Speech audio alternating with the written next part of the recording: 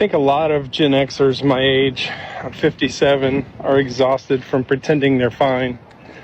And honestly, I don't think people fully understand how many of us are barely hanging on. I am 43 and my husband is 45 and we have a 3-year-old. Like, that's it. That's the post. What actually happens to society next? These clips that I've found on TikTok are quite eye-opening, from people starting families later, from people realizing the cost of living just doesn't make any sense anymore for modern life to continue, and just the overall burnout that a lot of people are facing in today's modern economy. With that being said, let's dive straight into today's video content. I am 43 and my husband is 45 and we have a 3-year-old. Like, that's it. That's the post. And people say, like, hey, how are you doing? Not good. I'm not good. I mean, I'm good, but I'm not good, you know? Like, Yeah, and me and my wife, we started with our first child, our only child right now, relatively late too. I was 37 when Logan was born and she was 34. So, I mean, that's still relatively late, and that's just the way that it is right now. People have to start families later because it takes so much longer to build a nest egg or something for a future that you can actually plant something to make it grow for the future, right? It's getting way more difficult for a lot of people in the Western world, and also obviously including where I'm living, Canada, which is insanely bad. We're entering stage 4 of a 4-part economic collapse, and I'm going to explain it to you really quickly and easily so everybody gets this. Step 1 is the cushion. That's when everybody's got money and the economy's booming. Coming out of COVID, everyone had extra cash to spend. You had a stimulus check, you had savings built up because all the stores were closed and you couldn't leave your house and you had all this extra money sitting. So coming out of COVID, we were sitting really pretty and the economy started booming. Step 2 is the bridge. That's when the savings runs out and everybody starts turning to credit to start covering all of their bills and expenses. And they've built up this lifestyle that they want to maintain, but now it's more expensive. So we start pulling out the credit cards more often and we start going into more debt. We start buying fancier cars like we wanted to, but we're having to pay more for them, and now our bills are higher and our payments are higher and everything just costs more, but we still got credit and the economy looks great. Why would we worry about this? Step 3 is the wall. That's when savings are gone. That's when your credit card debt starts to get to the maximum, when you don't have any more credit limit to spend. This is when everybody starts realizing that they have to start pawning stuff off, which we started seeing. This is when everybody starts shopping more economically. This is why we started seeing a higher increase in high-income families, in Walmart, and Dollar Tree even. This is when you start seeing people start pinching, because it's starting to hurt. Step 4 that we're entering right now is the reset. This is when inflation has gotten to a breaking point. This is when people just can't survive anymore. This is now because lower income and certain neighborhoods are starting to see higher rates of foreclosures. We're starting to see more businesses closing. We're starting to see everybody tightening down because they're trying to figure out how they're going to survive the recession. And this algorithm has played out multiple times in U.S. history. The 70s stagflation is the most similar to what we got going on right now. But just remember that most of the numbers that we're working off of are before the real pain from the tariffs have hit and before you take into account the cost of gas having risen. This is exactly why 40% of U.S. households wouldn't be able to survive a flat tire right now. They don't have the savings and their credit's completely maxed out. And the summer's only going to get worse. Gas prices always rise in the summer, and when you add the Iran war on top of it, they're going to just explode.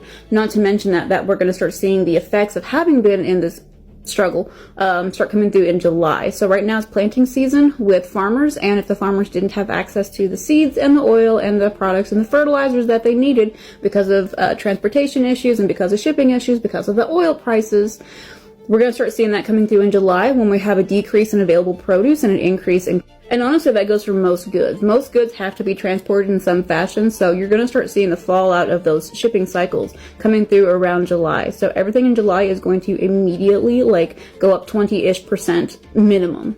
And the only real way to combat this or try to get through it is to go into survival mode. Don't do anything that you don't need to do to survive. Groceries, utilities, rent, that should be pretty much it.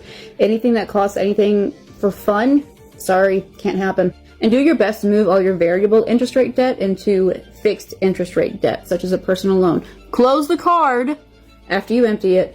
and then put it all on a fixed rate loan so that it can't go up on you, because the APRs on credit cards are going to start climbing. Mine personally went from 21 to 26 this past year, and they didn't even say anything. They do it quietly. They do it sneaky. They don't tell you about it since you already signed the dotted line when you open the card saying that they can change their variable rates. But you need to go back and double check it, because they're going to start creeping up. Average credit card APRs a couple of years ago, I think it was 2022, was 22%. Now the average is closer to 30. A lot of them I'm seeing are 27 and 30%. And I know it sucks for a lot of people and you don't really have the extra, but put anything you can into your savings account. Try to hang on to it. Try to go into a high yield if you can. But you're going to need the money. I feel like that is the future. You're going to have to find ways to make money with your money, because your productivity is going to be eaten up by AI. And if you don't have a backup plan, you're going to be left in the dark ages. I think a lot of Gen Xers my age, I'm 57, are exhausted from pretending they're fine.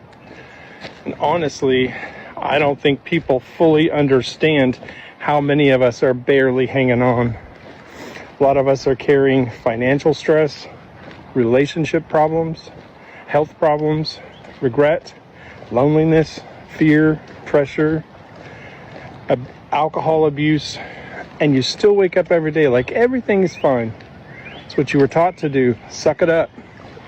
Keep working. Keep moving. Don't complain. Don't you cry. Don't you talk about it. Handle that shit.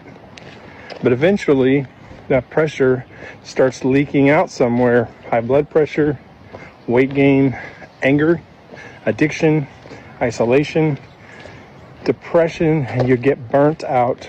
And the scary part, a lot of Gen Xers, they don't even realize how exhausted they are till their body forces them to slow down. Happened to me recently. Honestly, it was a huge wake-up call, because rebuilding your life does not mean destroying yourself in the process. A lot of Gen X spent decades surviving instead of living, providing, grinding, sacrificing, stressing, numbing ourselves with food, sex, alcohol, pills, work, distractions, while quietly losing ourselves in distractions. A lot of men are waking up in their 40s and 50s saying, I don't even know who the hell I am. So I keep saying the small things matter. Walking, sleeping, your peace, sitting quietly, silence, eating better, connection. Truth is, most men don't need a screaming 20-year-old motivational speaker. Need permission to admit, I'm tired. Gen X is tired. Then you can finally start rebuilding from a real place instead of pretending.